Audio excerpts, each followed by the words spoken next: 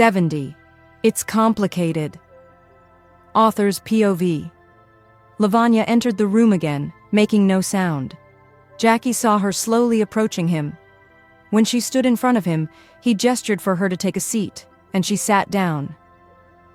Ballroom. They both spoke at the same time, causing them to stop abruptly and stare at each other in silence for a few moments. You go ahead, Jackie said, shifting his gaze away and allowing her to speak first. After a brief pause, she finally spoke. No, I was just saying that Ballroom Sir told me to come in. Did you want to talk? Yeah, me? He was sure he had something to say, but as he tried to recall it, he realized he had nothing. It was Ballroom who had orchestrated this. Ballroom! Jackie rolled his eyes.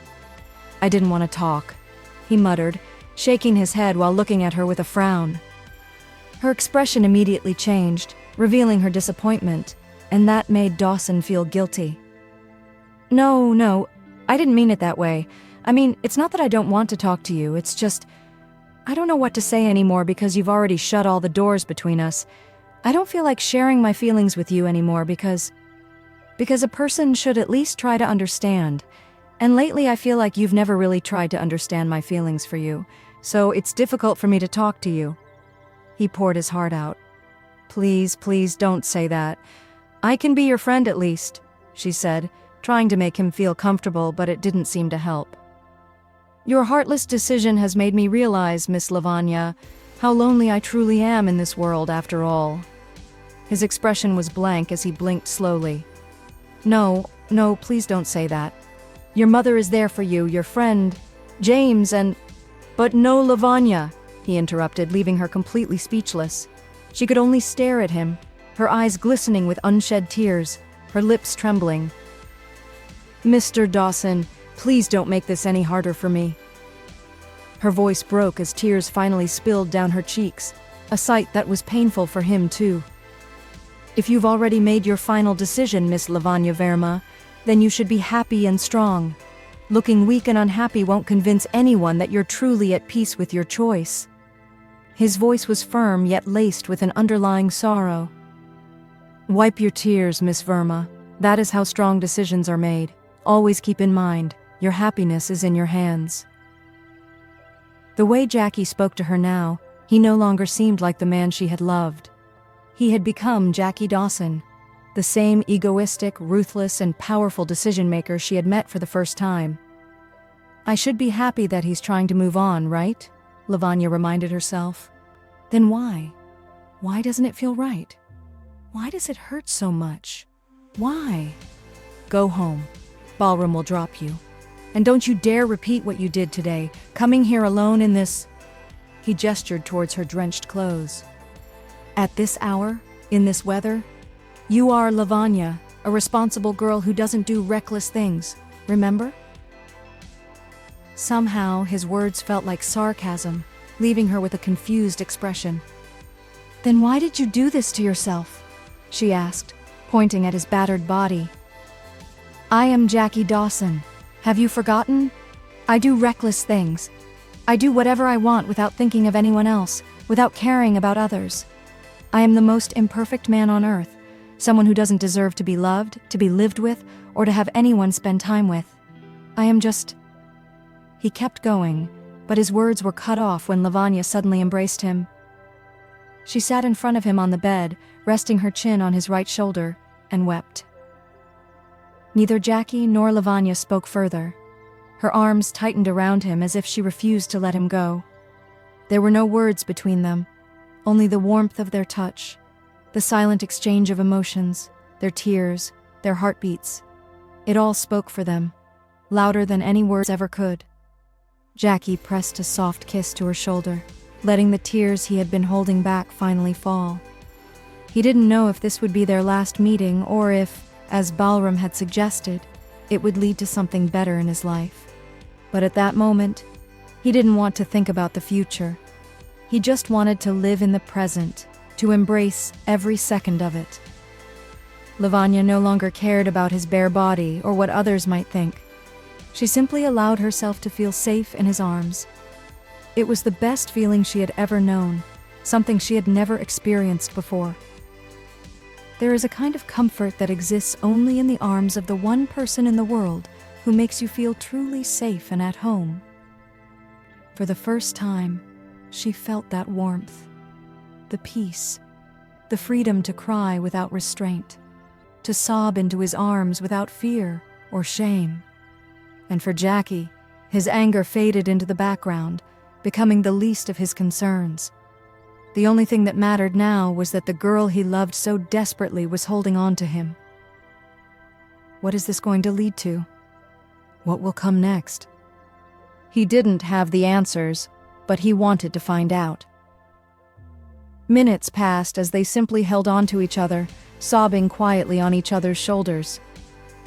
Meanwhile, Balram, though worried about Lavanya, decided it was best to leave them alone for a while. "Where has she gone, Lalit?" Lavanya's panicked mother asked, standing by the dining table. "I don't know," Lalit replied, pacing anxiously from one corner of the dining room to the other. He kept trying to call his daughter, but the bad weather had disrupted the network. He couldn't reach her, or even Balram. "Why aren't you telling me what happened?" she demanded, her voice trembling with worry. "What did you two talk about?" "Sudha, don't overreact.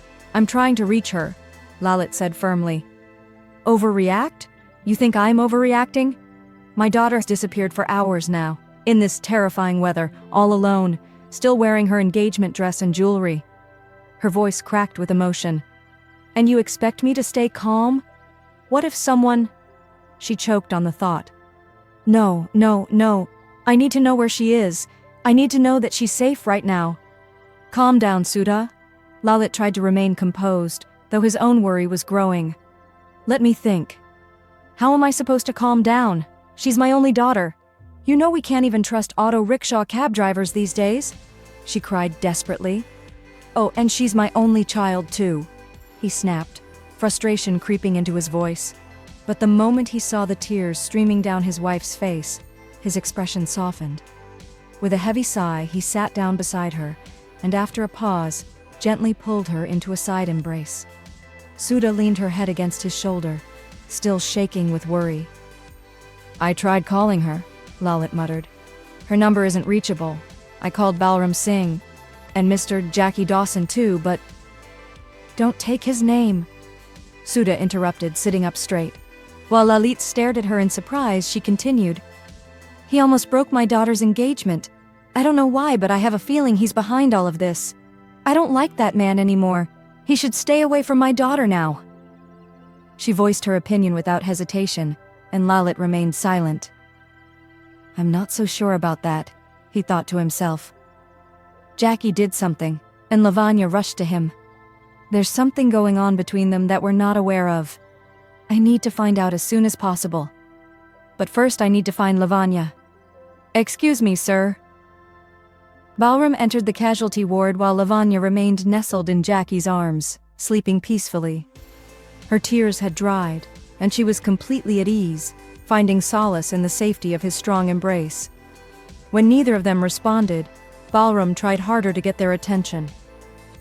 Mr. Dawson."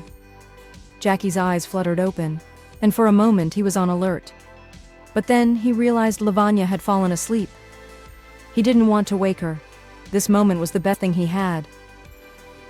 Balram kept gesturing toward Lavanya, signaling Jackie to wake her up. Jackie hesitated, unwilling to disturb her, but he had no choice when Balram leaned in and whispered, "Sir, it's late.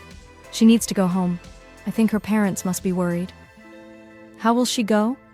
Jackie asked in the same hushed tone, still holding Lavanya close. "Don't worry, sir. I'll drop her safely," Balram assured him with a nod. Jackie exhaled deeply, his gaze lingering on her peaceful face before finally nodding. He gently ran his fingers through her hair and, in a soft, husky voice, tried to wake her. "Love?" Lavanya was in such a deep sleep that no sound or movement disturbed her. "Lavanya, wake up, love." He shook her lightly. "She's fast asleep. I think she's exhausted. It's been a long day for her too," Balram remarked. Jackie took a moment before trying again. Lavanya, wake up. Slowly her head tilted against his shoulder. As she stirred awake, her gaze landed on the table beside them, where some medicines lay.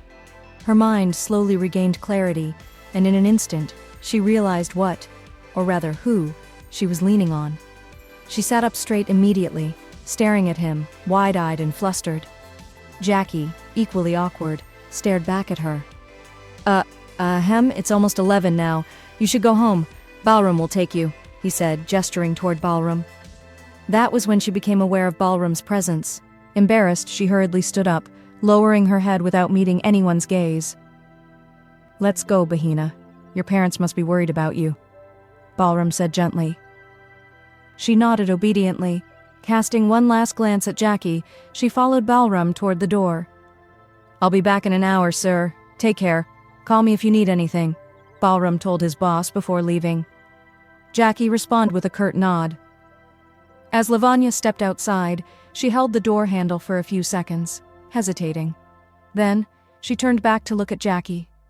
He was still staring at her.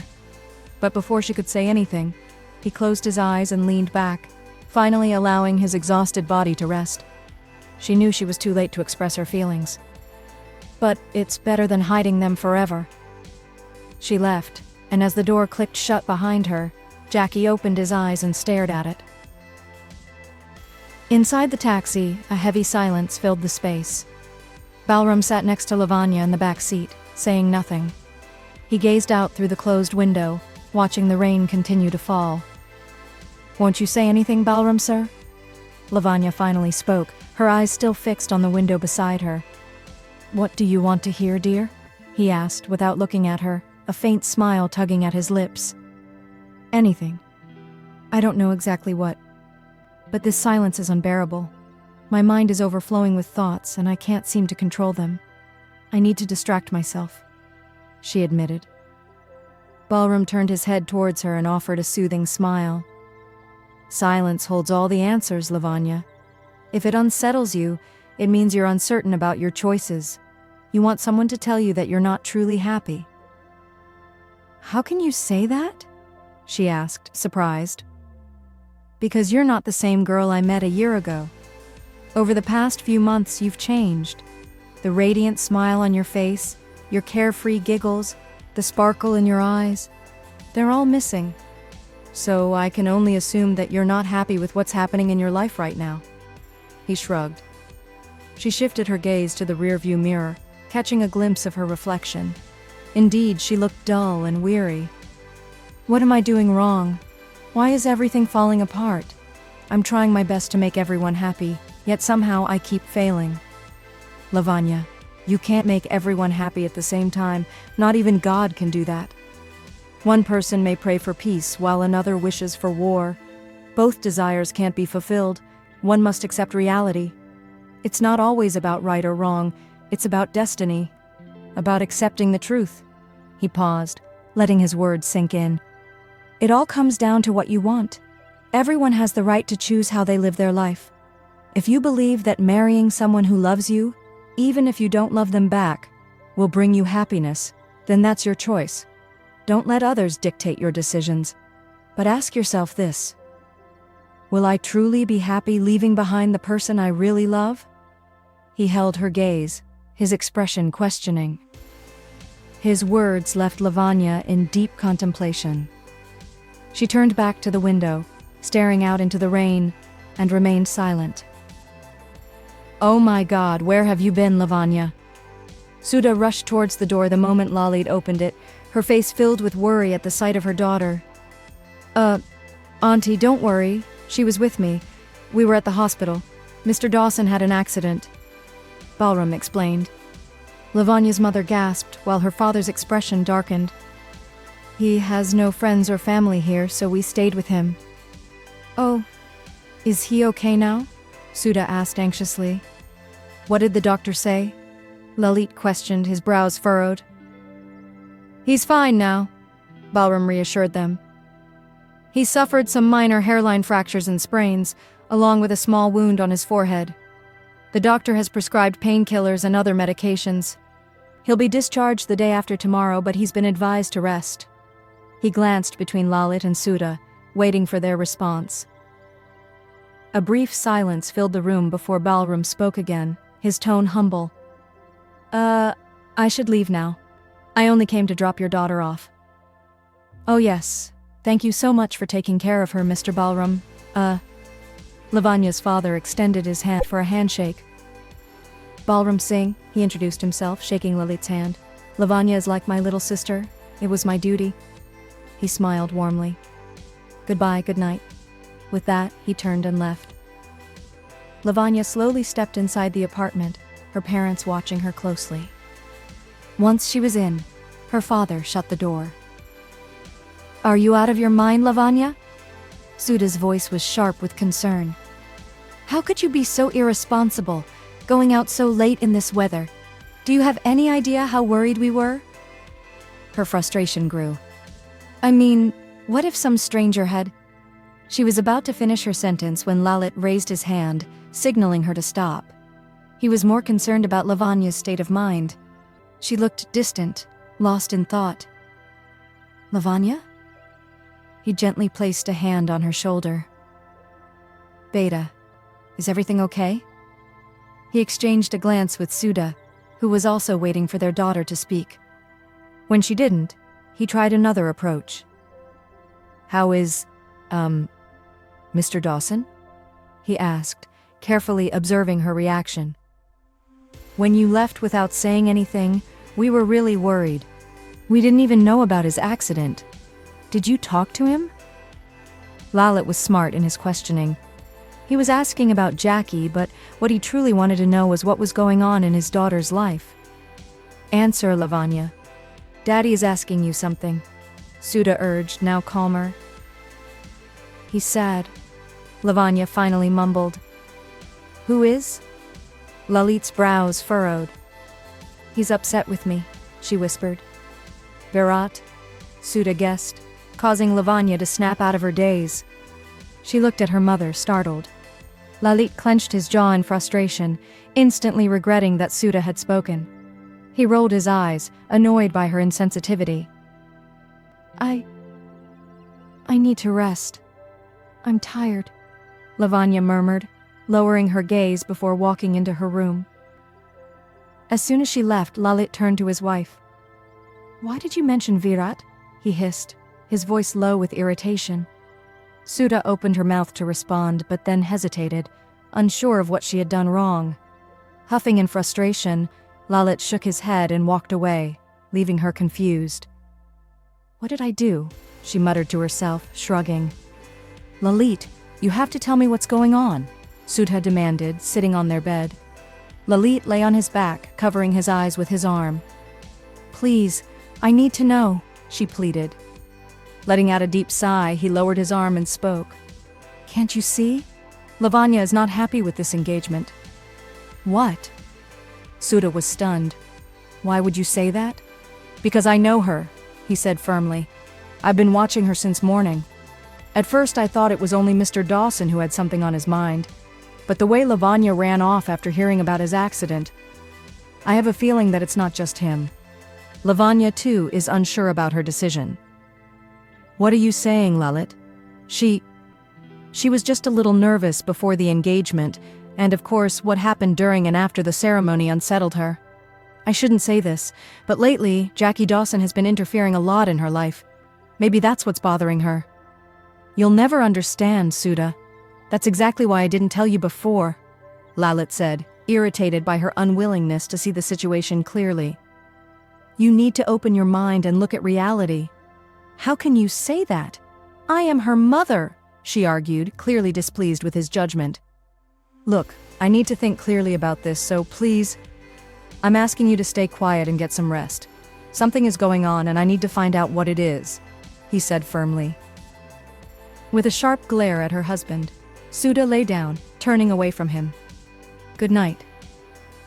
Lavanya changed into her nightclothes and lay on her bed, her mind consumed with thoughts of Jackie Dawson. Meanwhile, Jackie had already drifted into sleep and Balram had left for home, planning to return the next day. Virat, on the other hand, kept calling his fiancée, but as always, it was in vain. The next morning, Lalit tried to speak to Lavanya at the breakfast table. Lavanya beta, I know you're not okay. I can see it. You can't hide it from me, but baby, you need to speak up. Lavanya, eat something beta, Sudha urged while serving food. You look pale. Lavanya, we all saw what happened yesterday, what Mr. Dawson wanted, but even though you chose to get engaged to Virat, we're still not convinced about your happiness. Lalit studied her carefully. Since yesterday, I've been trying to see the excitement in your eyes, but I can't find it. My question is... He briefly glanced at his wife before continuing. Do you regret your decision to marry Virat? Or do you have feelings for Dawson? What are you saying? Sudha exclaimed in shock. Not now, Sudha. Lalit raised his hand to stop her from interrupting the serious conversation. Tell me, Lavanya, am I wrong?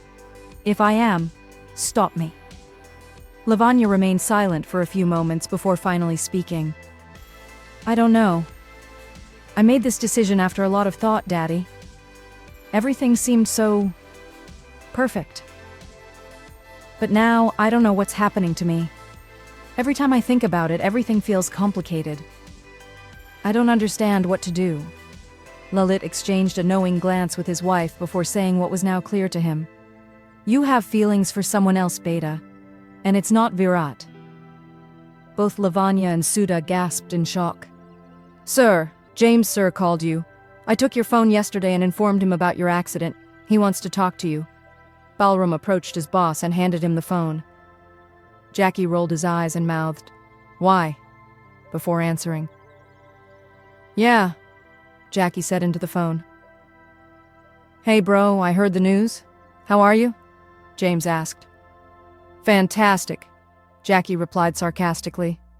I'm sorry, man. What happened between you and the girl, by the way? James asked curiously. I don't know. She says she loves me, but she can't be with me because I don't fit into her culture and family. Jackie explained briefly. What? Where did that come from? Is she insane? James sounded completely baffled. I have no idea. It's all so complicated, and I don't see anything positive coming from her side. That's bad. I want to go home. I don't want to be here anymore. This place doesn't suit me, I guess. Oh, but what about work? Balram will handle it, I know. Jackie glanced at Balram, who offered him an unsure smile. There are really good employees here, loyal ones. They don't need me. I just want to see Mom. I want to go back home. Book me the next flight, James. But what about your injuries? They're discharging me tomorrow. I can go. You know what? Forget it. Balram will book my ticket. See ya? Hey, hello? James started to say something, but Jackie hung up deliberately. Jackie turned to Balram. Balram. I'll do it, sir, but are you sure about this? Balram asked, needing confirmation. I have to, Balram. I don't have a choice. I need some time alone. It's for the best. I don't want to keep waiting for something that will never happen, and staying here won't stop me from expecting it.